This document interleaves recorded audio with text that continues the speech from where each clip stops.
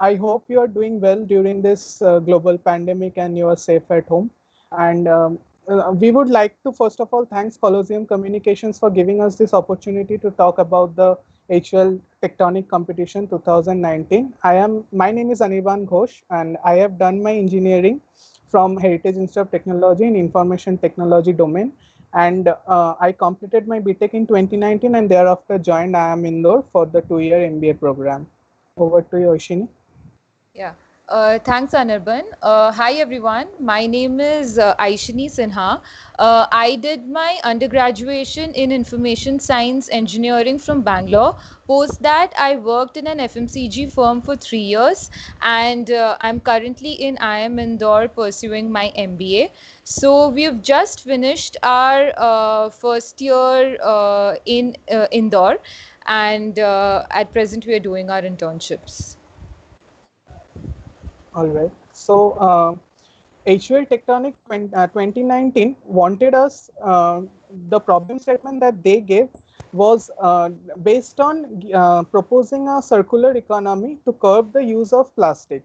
So many of you may know that Unilever has recently gave a pledge that they want to use 100% recyclable plastic within 2025.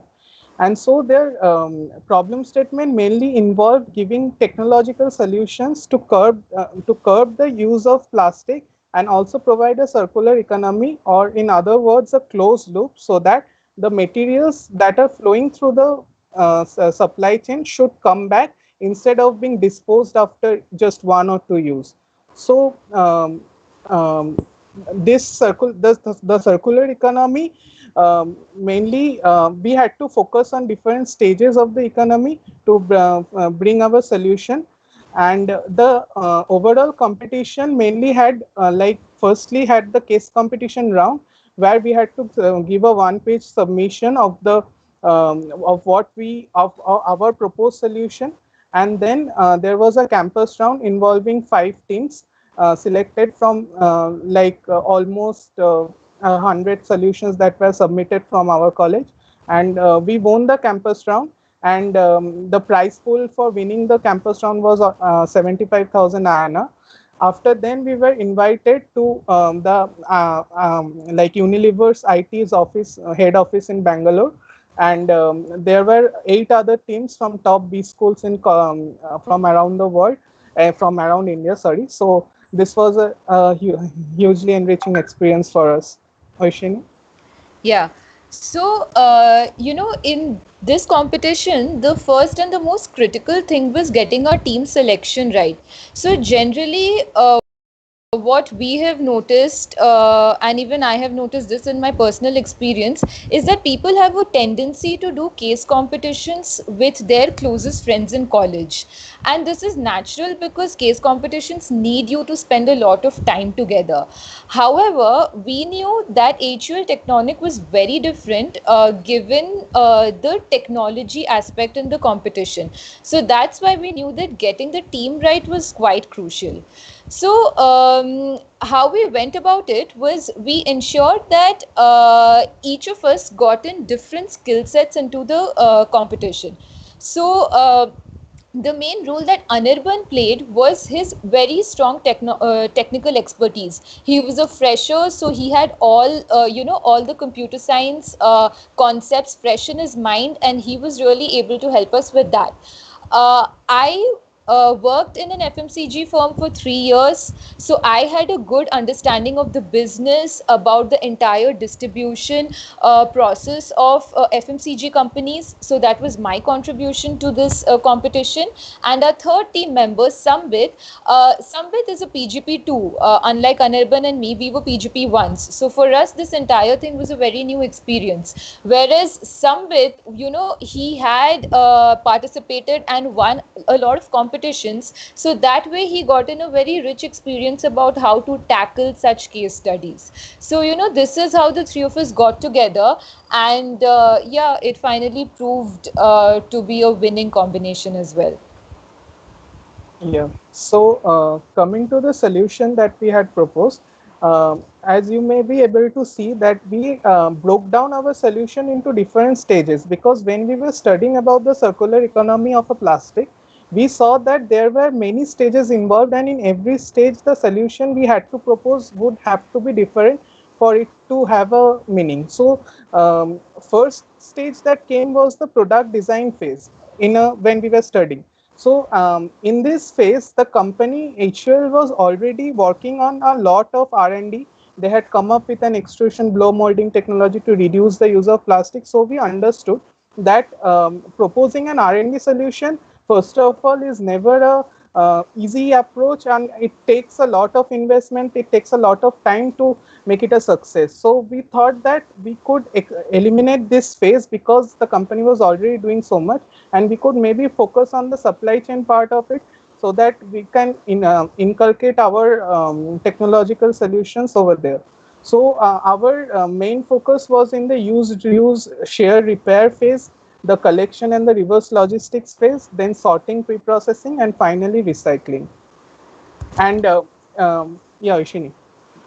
Yeah. So, as Anirban said, it was very important to break down the entire problem statement into smaller pieces. So, we knew that circular economy was a huge topic in itself, and just having one solution to tackle the entire circular economy was not possible. So, as Anirban said, we actually broke down the problem statement into different stages of a circular economy, and then we started thinking about solutions for each of those phases. So, how we went about this was, first we obviously had to do a secondary research, and it was very important to get our secondary research right, considering the depth and the breadth that we had to cover. So, how we went about it is we, split the entire research into 4 steps. So, the first one was we read up about the environmental aspect of the problem statement. So, we read up everything about what a circular economy is, what the UN is currently doing, what are the different companies doing to achieve a circular economy, so on and so forth.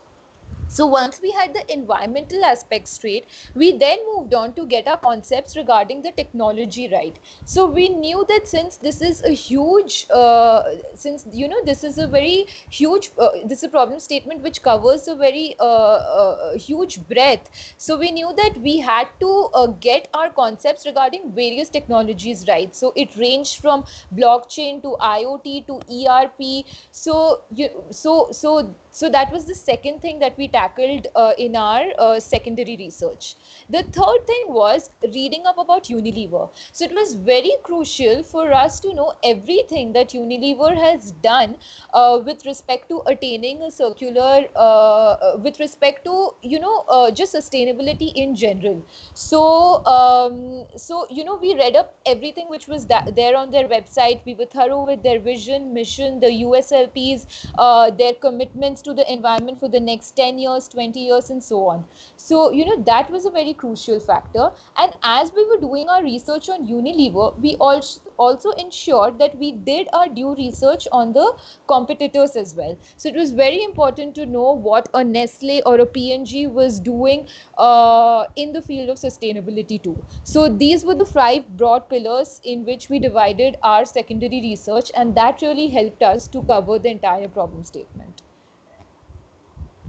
Then, like we have, as Aishini said, that we used many different solutions like blockchain. We used IoT in some parts. So, but I have seen one tendency among many participants that they tend to throw in words like machine learning, big data, and other technological advancements that the world has made. But it's very important to sync those technologies with already existing all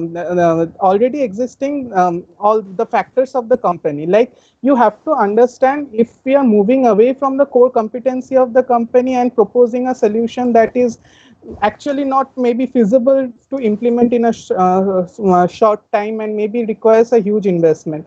So we had to study a lot about, say, we had to study a lot about the different technologies that HUL already uses, like the Unilever app that is present, the Unilever RS Unify software that they use among the distributors, and these gave us the leverage to incorporate our solution with those technologies that they already have, so that it's much easier for them to implement. Also, coming to the different solutions that were proposed, of course, you might be able to see that the judges asked us that how are we proposing to implement the solution in the rural areas where there is no internet connection, say. So the part which helped us in this part was that we had already gone to a rural engagement program from IIM Indore, and we had saw many the lifestyle of those villagers. We stayed there for 3-4 days, and so we knew that how the society functions there, and what are the benefits and what are the disadvantages they have. So we could use this in our as a secondary research and incorporate this experience in our solution, so that it's much more customer oriented. And we actually try to approach our solutions through the eyes of the customer, like what can we do so that the customers feel that they need to go ahead with the solutions that the HUL is coming up with, they actively participate in it, and how can we reward the customers for everything they are doing to help us. Oishini? Yeah. So, as exactly as what Anirban said, ensuring at each step that we were thinking from the end customer's point of view was very crucial, and that I do believe proved to be a key differentiating factor. So just one thing that I'd like to add to this is we did not only think from the customer's point of view, but in this case we had to we knew that there were a lot of stakeholders in the value chain. So since this was an FMCG firm, we had to think about the manufacturer, which was Unilever. Then we had to think about the distributors, the wholesalers, the retailers, and then the consumers. So at each point we really had to think, the motivation for why would that particular stakeholder do what we are proposing. And the three of us getting together and really brainstorming about that at each stage ensured that our solution was foolproof. And that I feel that it really helped us later in tackling the questions that the judges threw at us as well, because we had spent numerous nights together just discussing the worst possible case scenarios that could arise, and how our solution could tackle those scenarios. So and another thing is, we knew that it was crucial to so the solutions that we proposed, it was crucial that we had the right background in proposing those solutions. So some of the concepts that we have learned in MBA really helped us over there. So for example, we had the subject called Information Systems Management, where we had learned everything about how companies tackle blockchain, cyber security issues, how do they do how do they manage ERP, etc. So concepts from that really helped us. I wouldn't lie, that was not enough for this competition. What actually helped us was all of our backgrounds in the same field as well.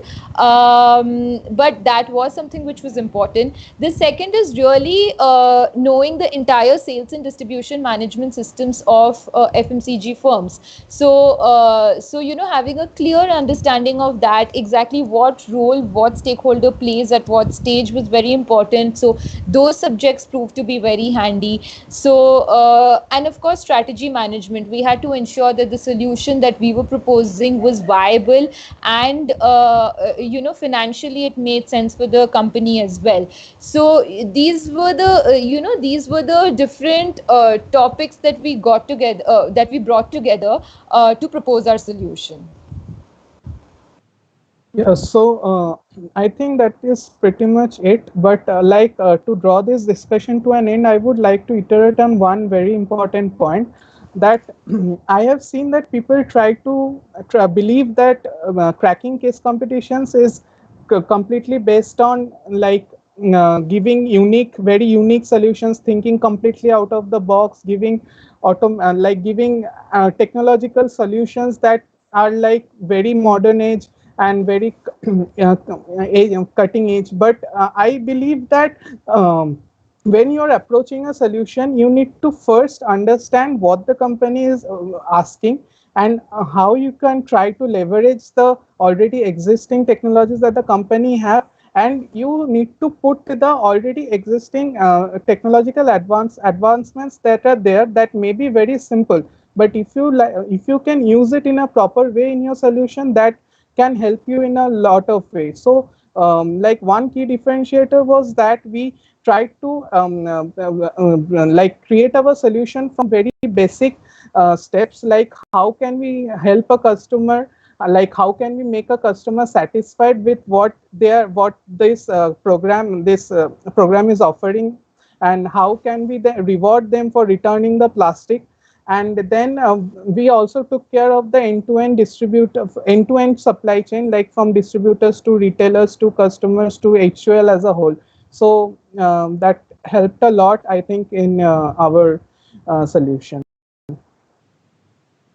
Yeah, and just finally concluding it, this was a really good experience for us, considering that term 1 and term 2 is very hectic in an MBA student's life. So people tend to, especially in term 2, people tend to, put competitions on a hold because they concentrate on academics. So, but then we did, I would definitely say that it is manageable. You can balance your academics, extracurriculars, and competitions. And, doing a competition really, the